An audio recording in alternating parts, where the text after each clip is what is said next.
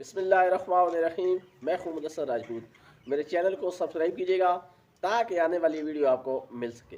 سقراط ایک بہت بڑے فلاسفر جو کہ زمانہ قدیم میں گزرے ہیں، انہوں نے اپنے فلسفہ میں سچائی اور حقیقت پر مبنی کچھ تھیوری پیش کی، اور اس زمانے کے لوگوں کو یا جو اس زمانے میں ایک جیودری تھی، ان کو ان کی باتیں پسند نہ آئیں۔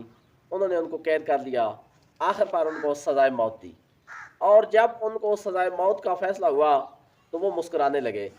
تو کسی نے پوچھا کہ آپ کیوں مسکرا رہے ہیں؟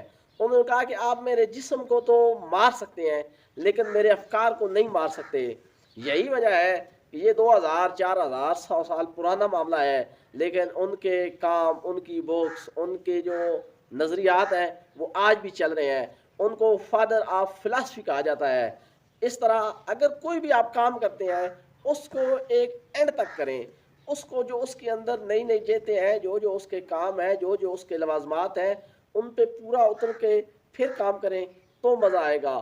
تو انہوں نے مسکراتے ہوئے جو زہر کا پیالہ پیا، تو سچائی کو انہوں نے نہیں چھوڑا لیکن زہر کا پیالہ پی لیا اور موت کو اپنے گلے سے لگا لیا۔